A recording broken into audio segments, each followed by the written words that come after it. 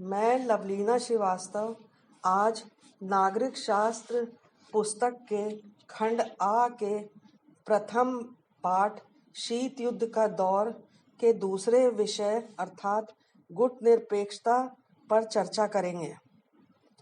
1945 में द्वितीय विश्व युद्ध की समाप्ति पर पूरा विश्व दो खेमों या गुटों में बंट गया था। प्रथम गुट अमेरिका का था तथा दूसरा गुट सोवियत संघ का। इन महाशक्तिशाली देशों ने दूसरे छोटे देशों के साथ संधि या समझौता करा। अमेरिका ने 1949 में नाटो की स्थापना करी। नाटो अर्थात उत्तर अटलांटिक संधि संगठन, जिसमें उस समय 12 सदस्य देश शामिल थे। अपना वर्चस्व बढ़ाने के लिए अमेरिका ने इन देशों को अपने साथ मिला लिया। उधर सोवियत संघ ने 1955 में वार्सा संधि की स्थापना करके कई देशों को अपने साथ कर लिया। शीत युद्ध संयुक्त राज्य अमेरिका व सोवियत संघ एवं उनके साथी देशों के मध्य प्रतिद्वंदिता, तनाव तथा संघर्ष की एक श्रृंखला के रूप में जारी रहा। अब हमें समझना है कि गुटनिरपेक्षता क्या है। भारत जैसे विकासशील देशों ने दोनों महाशक्तियों के गुटों से अलग रहने के लिए गुटनिरपेक्ष आंदोलन की स्थापना करी। इस आंदोलन, जिसे नॉन अलाइनमेंट मूवमेंट भी कह सकते हैं, की स्थापना का श्रेय भारत के प्रथम प्रधानमंत्री पंडित जवाहरलाल नेहरू, यूगोस्लाविया के ब्रांज टीटो एवं मिस्र के गमाल अब्दुल नासिर को जाता है।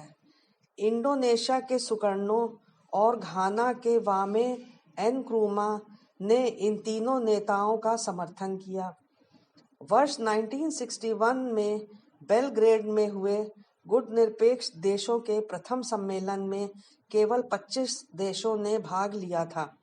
वर्तमान में इसके सदस्य 120 देश हैं। पंडित जवाहरलाल नेहरू ने गुटनिरपेक्षता के संबंध में कहा था, जहां स्वतंत्रता के लिए खतरा उपस्थित हो, न्याय की धमकी दी जाती हो, वहां ना तो हम तटस्थ रह सकते हैं और ना तटस्थ रहेंगे। अतः ना तटस्थ हैं और ना गुटों में शामिल हैं। गुटनिरपेक्षता के कुछ मूलभूत उद्देश्य थे। पहला यह कि दोनों ही महाशक्तियों के गुटों से स्वयं को अलग रखना। दूसरा, साम्राज्यवाद एवं उपनिवेशवाद की नीति का विरोध करना। तीसरा, विश्व में रंग भेद तथा नस्ल भेद की नीति को समाप्त करना। चौथा, विश्व में हथियारों की होड़ पर रोक लगाना।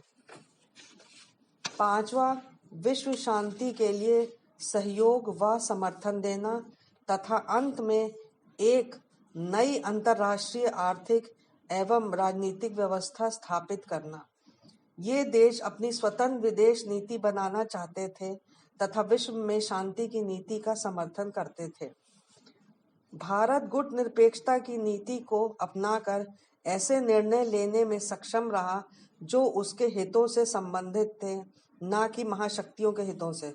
आलोचकों का मानना है कि गुटनिरपेक्षता की नीति सिद्धांत विहीन है।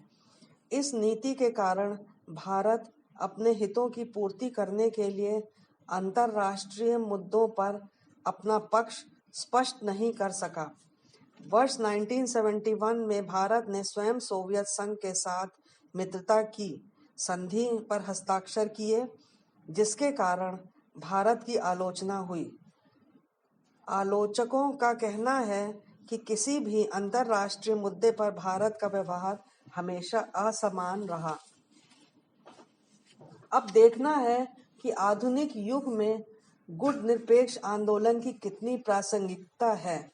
अनेक विचारकों के अनुसार आधुनिक अंतर्राष्ट्रीय परिस्थितियों में इस आंदोलन की प्रासंगिकता पूर्णतः समाप्त हो चुकी है, जबकि अनेक विचारक इसे अभी भी प्रासंगिक मानते हुए इसे और गति प्रदान करने के पक्षधर हैं।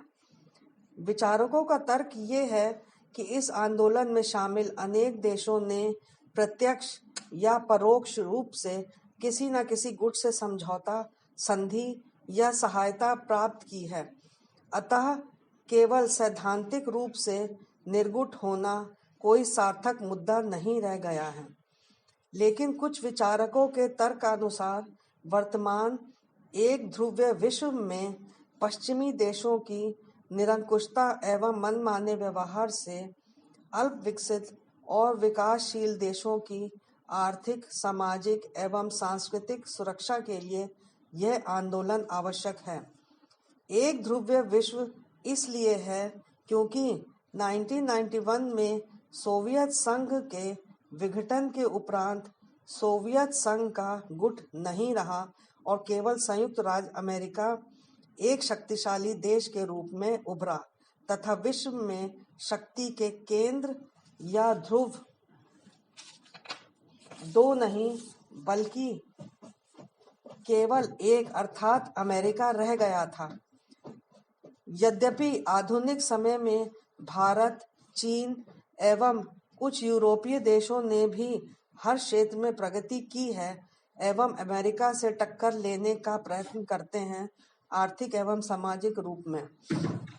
वर्ष 2012 में हुए तेहरान सम्मेलन में इस आंदोलन में सदस्य देशों की संख्या 120 थी, जो इसकी सार्थकता का परिचायक है। उपरोक्त बातों से कहा जा सकता है कि गुट निरपेक्ष आंदोलन सोवियत संघ के 1991 में विघटन हो जाने के कारण शीत युद्ध समाप्त हो जाने के पश्चात भी प्रासंगिक है। बच्चों, आशा है आपको यह विषय समझ आ गया होगा। अब आपको जो इस पुस्तक का PDF भेजा गया है उसमें इस पाठ का अध्ययन करना है और निम्नलिखित प्रश्नों का उत्तर अपनी कॉपी में लिखना है। प्रश्न है, गुट निरपेक्ष आंदोलन के किन्हीं दो संस्थापकों तथा उनके देशों के नाम लिखिए। दूसरा प्रश्न, वर्ष 1945 से वर्ष 1990 के मध्य की किन्हीं दो महत्वपूर्ण राजनीतिक घटनाओं का उल्लेख कीजिए। तीसरा प्रश्न, गुट निरपेक्ष आंदोलन के दो मुख्य उद्देश्य क्या थे। चौथा प्रश्न, आधुनिक युग में इसकी प्रासंगिकता के विषय में लिखिए।